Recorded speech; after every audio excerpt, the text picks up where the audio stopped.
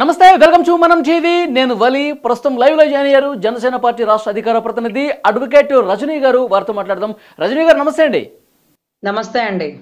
రజనీ గారు, వైసీపీ అరాచకాలకు సంబంధించి ఆధారాలతో సహా వీడియోలు బయటకు వస్తున్న పరిస్థితి మనం చూస్తున్నాం. పిన్నెల్లి రామకృష్ణారెడ్డి పోలింగ్ బూత్లోకి చొరబడి ఈవీఎంను ఏ రకంగా బద్దలు కొట్టారో, కింద నేలకేసి కొట్టారో వీడియో బయటకు వచ్చింది. కేంద్ర ఎన్నికల సంఘం చాలా తీవ్ర ఆగ్రహం వ్యక్తం చేసింది. ప్రస్తుతం కేసులు నమోదు చేశారు. అతన్ని సంగారెడ్డి దగ్గర పారిపోతుంటే అరెస్టు చేసి తీసుకొస్తున్న పరిస్థితి మనకి తాజాగా సమాచారం ఉంటుంది. ఏ విధంగా చూడాల్సిన అవసరం కనిపిస్తుంది? ఇంత అరాచకం, ఇంత దారుణమైన పరిస్థితి నెలకొందంటే? వలి గారు, ఆయన్ని పట్టుకున్నారా అండి, పిన్నెల్లి రామకృష్ణారెడ్డి గారిని? అవును మేడం, సంగారెడ్డి జిల్లా ఇస్నాపూర్ దగ్గర పట్టుకున్నారంట. దొరికారు మొత్తానికి. ఎందుకంటే ఆయన ఫోన్లు, వెహికల్స్ కూడా ఆపేసి ఆయన పక్కకు వెళ్ళిపోయిన సమాచారం అయితే నాకు మధ్యాహ్నం వరకు జరిగిందండి డిబేట్ లో.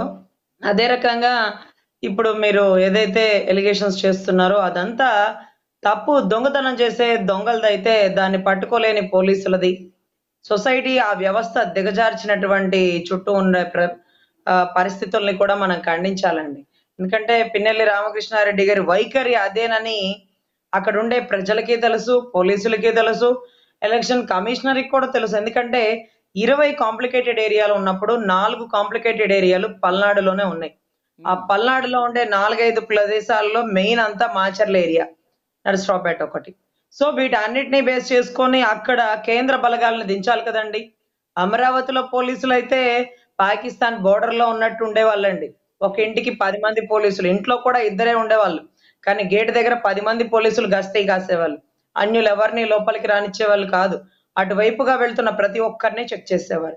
మరి ఇక్కడ ఏం చేశారు? ఎలక్షన్ కి ముందు నుంచి కేంద్ర బలగాలు దింపాలి, ఇక్కడ కొంచెం గొడవలు జరుగుతాయని స్థానిక ఎన్నికల్లో కూడా చూశారు కదండి.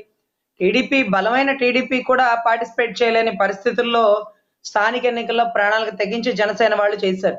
అందులోనూ ముఖ్యంగా మాచర్ల ఏరియాలో జరిగిన ఆ బూత్ లో గొడవ గురించి చెప్తే, అక్కడ ఉండే గవర్నమెంట్ ఎంప్లాయీ ట్యాగ్ వేసుకొని గాడిదలు కాస్తున్నాడా అండి? ఈ రోజు గుర్తు తెలియని వ్యక్తులు వచ్చి ఈవీఎం ని ధ్వంసం చేశారు అంటూ అభ్యర్థన, కంప్లైంట్, ఎఫ్ఐఆర్. గుర్తు తెలియదండి అండి. బయట కానిస్టేబుల్ కి లోపల ఎమ్మెల్యే వెళ్తుంటే గేట్ దగ్గర సెల్యూట్ కొట్టింది మనకు తెలీదా? అంటే అతనికి తెలీదా ఎమ్మెల్యే లోపలికి వెళ్ళాడని? ఆ పగల కొట్టింది ఎమ్మెల్యేని గుర్తించలేకపోతున్నారా? బూత్ లో ఉండే 4 సీసీ ఫుటేజ్ లో కనపడుతున్నారండి క్లియర్ గా. వాళ్ళకి తెలియదా? అరే ఎమ్మెల్యే వస్తే మర్యాద ఇవ్వాలా, లేచి నుంచోవాలా. ఈవీఎం మిషన్ పగల కొడితే ఊరుకోవాలండి, ఒళ్ళు పగల కొట్టాల్సింది పోయి. బయట పోలీస్ స్టాఫ్ ఉండరా అండి? కానిస్టేబుల్స్ ఈ వీడియో బయటకు రాదు అనుకున్నారా మేడం? ఎట్లా అర్థం చేసుకోవాలి? ఇప్పుడు కేంద్ర ఎన్నికల సంఘానికి సంబంధించిన వెబ్ కెమెరాస్ రికార్డ్ అయినటువంటి వీడియో ఇప్పుడు కేంద్ర ఎన్నికల సంఘమే రిలీజ్ చేసింది. ఆయన ఎట్లా లోపలికి వచ్చింది, ఎట్లా బూత్ లోపలికి. సెంట్రల్ ఫోర్స్ కూడా కనపడుతుంది కదా మీకు, చూడండి. సెంట్రల్ ఫోర్స్ పెద్ద గన్నులు పెట్టుకొని పిన్నెల్లి గారి వెనకాల కూడా ఉన్నారు కొంతమంది. కానీ వీళ్ళు రాష్ట్ర ప్రజలకి కావలి కాయడానికి వచ్చారా, ఇలాంటి అరాచకాలు చేసే వాళ్ళకి కావలి కాస్తున్నారో మాకు అర్థం కావట్లేదండి. ఎందుకంటే ఆ పెద్ద ఆవిడ తిట్టేస్తుంది, ఎమ్మెల్యే అయినా సరే. ఈరోజు ఏమయ్యా ఇట్లా చేస్తావు, అది ఇది అంటే ఆమెను కూడా తిట్టేస్తున్నాడు. అదే రకంగా లోపల ఒకతను వీడియో తీస్తున్నాడు చూడండి, ఒక గవర్నమెంట్ ఎంప్లాయీ కూడా. అతను ఆ వీడియో అతను వెళ్ళిపోయాక కూడా తీసాడు. అంటే ఈవీఎం మిషన్స్ ఎలా పగిలిపోయినాయని. కనీసం ఈవీఎం మనం ప్రెస్ చేసినప్పుడు సౌండ్ రాకపోతే అది కంప్లైంట్ ఈవీఎం అని పెట్టి కొత్త ఈవీఎం ని అక్కడ పెట్టాల. ఇప్పుడు అంత కోపంగా ఈవీఎం ఎందుకు బద్దలు కొట్టాడంటే, ఒక్క దొంగ ఓటు కూడా వేయలేని పరిస్థితుల్లో ఈ రోజు ప్రజలందరూ, ప్రభుత్వం అందరూ ఓ పక్కకి వెళ్ళిపోయింది. ప్రజల తీరులో మారిపోయింది. ప్రజా తీర్పుని గౌరవించలేక ఈవీఎం మిషన్ ని బద్దలు కొట్టేవాడు. ఎప్పుడో మా సినిమాల్లో చెప్పుకునే వాళ్ళండి, చిరంజీవి గారు బాక్స్ బద్దలైపోయిందంటే. ఏమోనండి, అలాగే ఈవీఎం బాక్స్ బద్దలు కొట్టేశారు ఈయన గబ్బర్ సింగ్ లాగా. ఎవరి డైరెక్షన్ లో ఇదంతా జరిగింది? ఇప్పుడు పల్నాడులో కావచ్చు, రాయలసీమలో కావచ్చు, తీవ్ర ఉద్రిక్త పరిస్థితులు ఈ ప్రాంతాల్లోనే కనిపించాయి. అంటే మనం ఓడిపోతున్నాం అని చెప్పి ముందే గ్రహించి ఏదో రకంగా హింసను రాజేయండి, అక్కడ స్థానికుల్ని భయభ్రాంతులకు గురి చేయండి అని చెప్పి ఒక డైరెక్షన్ రావడంతోనే ఎవరో చెప్పినట్టుగా చేసినట్టుగా భావించాల్సిన పరిస్థితి ఉందా? 100% అండి. In front there is a crocodile festival. ఇల్లు అలగ్గానే పండగ అవదు అని కొన్ని సామెతలు ఉంటాయి చూడండి వలి గారు. ఆ మాదిరిగా మనం ఓట్లు ఏంగానే అయిపోదు, కౌంటింగ్ ఉంది. ఏదైతే EVM machine security strong rooms నుంచి కౌంటింగ్ తీసుకువెళ్ళేటటువంటి దారి మార్గం ఉంది. అంత వాళ్ళ మనుషులండి. ప్రతి ఒక్క మనిషిని సున్నాతో కొనేస్తాడు, ఏదో ఒక సున్నాకి పడిపోవాల్సిందే. పడలేదనుకోండి పీక మీద కత్తి పెడతారు, ఒకటి నిలిపేస్తే రెండో వాడి దారిలోకి వస్తారు. ఈ రోజు అక్కడ కూర్చున్న లేడీస్ గవర్నమెంట్ ఎంప్లాయ్ పాపం వాళ్ళు కంప్లైంట్ ఇవ్వలేని పరిస్థితుల్లో ఎవరికైనా భయమే కదండి. ఇదిగోండి ఇలాగా పిన్నెల్లి రామకృష్ణారెడ్డి గారు బూత్‌లోకి వచ్చి పగలు కొట్టేశారు. నేనే సాక్ష్యం, కంప్లైంట్ రాయండి అనే ధైర్యం వాళ్ళకి లేకపోయింది. మీరంటారు ఇదంతా ఎవరి డైరెక్షన్ అని. ఎవరి డైరెక్షనో మీకు తెలీదా? కథ, స్క్రీన్ ప్లే, దర్శకత్వం తెర మీద రానటువంటి జగన్మాయ సూత్రధారుడు లండన్ వెళ్ళాడని మీకు తెలీదా? ఆయన లండన్ లో ఉన్నప్పుడే కదా ఇక్కడ చంద్రబాబు గారిని ఎత్తారు అనే పదాన్ని వాడింది. మళ్ళీ లండన్ వెళ్తున్నాడు. ఈవీఎం మిషన్లు ఈ రోజు గ్యాంబ్లింగ్ జరుగుతుందా? ఈవీఎం మిషన్లు బద్దలు కొట్టేస్తున్నారా? లేకపోతే ఈవీఎం మిషన్లు పెట్టిన స్ట్రాంగ్ రూమ్ మీద ఫైర్ యాక్సిడెంట్ జరగబోతుంది, లేకపోతే ఈవీఎం మిషన్స్ తీసుకెళ్తున్న వెహికల్ యాక్సిడెంట్ గురి కాబోతుంది. వీటన్నిటితో కౌంటింగ్ కడు కష్టసాధ్యమైంది. మళ్ళీ రీపోలింగ్ పెట్టాలా, రీ ఎలక్షన్స్ జరగాల అంటే కౌంటింగ్ కూడా సజావుగా జరగనివ్వరు. వాళ్ళ ఓటమిని యాక్సెప్ట్ చేయరు. వాళ్ళకి చెప్తారండి. అదే నేను మా చిన్నప్పుడు చదువుకునేటండి జిహాద్ అంటారండి. జిహాద్ అంటే పాకిస్తాన్ లో ప్రాణాలకు తెగించి పాకిస్తాన్ కోసం పోరాడండి. దీంతో ప్రాణాలైనా పోగొట్టుకోండి కానీ పాకిస్తాన్ ని కాపాడుకోండి అంటూ ఇలా చేతులు పెట్టి బీటుకులు పెట్టి జిహాద్ అని వాళ్ళు చచ్చిపోతారండి. మానవ బొమ్మలో తయారైపోయి చచ్చిపోతారు. ఇప్పుడు వీళ్ళందరూ కూడా జగన్మోహన్ రెడ్డి గారిని సీఎం చేయడమే వీళ్ళ అంతిమ లక్ష్యం. ఎందుకంటే ఒకసారి మళ్ళీ ఆయన అవ్వలేదు అనుకోండి, ఈసారి అరెస్ట్ అయిపోతారు. ఎప్పుడో 3200 వాయిదాలు కట్టండి కాలేదని మా బోటి లాయర్లు గింజుకుంటున్నారు చూడండి. అవన్నీ కోర్టు బోన్ ఎక్కాల్సి వస్తుంది. చిన్న ఆయన మర్డర్ కేసులో ప్రపంచానికి తెలియక ముందే జగన్మోహన్ రెడ్డి గారికి తెలుసంటే ఎలా అని వారిద్దరి భార్యని భర్తని అడిగేస్తారు. వీటన్నిటికీ తెర ఎండింగ్ పడాలి అంటే ఆయన మళ్ళీ ముఖ్యమంత్రి అవ్వాలి. సో మళ్ళీ ముఖ్యమంత్రి అవ్వాలంటే ప్రజలు ఓట్లు వేయాలంటే వేయాల. ప్రజలు తిరస్కరించారు. ప్రజల్లో వ్యతిరేకత వచ్చింది.